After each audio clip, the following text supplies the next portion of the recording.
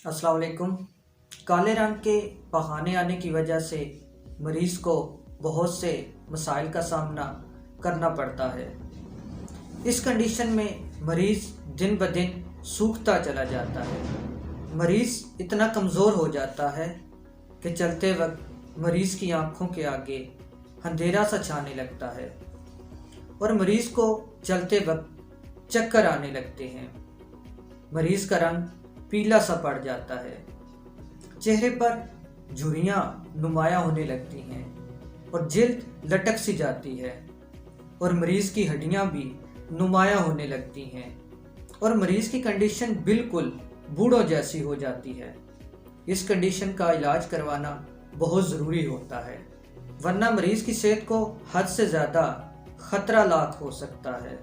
मरीज़ को काले रंग के पखाने आते हैं जो कि अंतड़ियों के ऊपर वाले हिस्से में ब्लीडिंग होने की वजह से होता है। जब खून अंतड़ियों में दाखिल होता है तो केमिकल रिएक्शन होने की वजह से खून का रंग काला हो जाता है।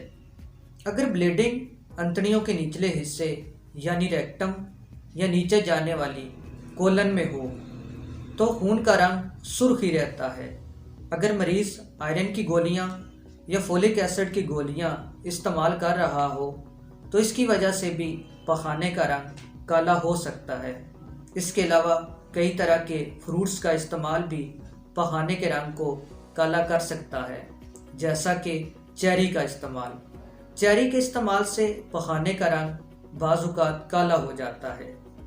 पखाने का रंग कई वजूहात की बना पर काला होता है, जैसा कि पेप्टिक अल्सर की वजह से, गैस्ट्रिक अल्सर की वजह से, डोडिनम के अल्सर की वजह से, टाइफाइड फीवर में अंतड़ियों की दीवारों में छोटे छोटे जख्म बन जाते हैं, जिसकी वजह से पखाने का रंग काला हो सकता है। स्मॉल इंटेस्टाइन में ब्लड वेजल्स के ट्यूमर के बन जाने की वजह से भी पखाने का रंग काला हो सकता है। अगर मरीज़ खून को पतला करने वाली अद्वियात का इस्तेमाल कर रहा हो तो इसकी वजह से भी पखाने का रंग काला हो सकता है। पेट को सख्त चोट लगने की वजह से भी अंतड़ियों को बाज़-औक़ात नुकसान पहुंच जाता है, जिसकी वजह से पखाने का रंग काला हो सकता है। अगर मैदे में एकदम ब्लीडिंग ज़्यादा होने लगे तो मरीज़ को काले रंग के पखाने आना शुरू हो जाते हैं और साथ में मरीज़ को उल्टियाँ भी आना शुरू हो जाती हैं, जिनमें वाज़ह तौर पर सुर्ख खून नज़र आता है। अगर ये ब्लीडिंग आहिस्ता आहिस्ता हो रही हो तो मरीज़ को कोई उल्टी वगैरह नहीं आती और ये खून अंतड़ियों में नीचे की तरफ से होता हुआ पखाने के रास्ते खारिज हो जाता है।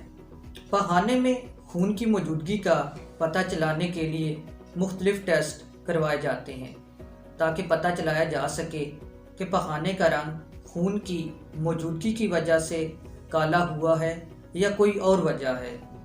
खुराक की नाली, मैदे और डोडिनम में अल्सर की मौजूदगी का शक दूर करने के लिए एंडोस्कोपी करवाना बहुत ज़रूरी होता है।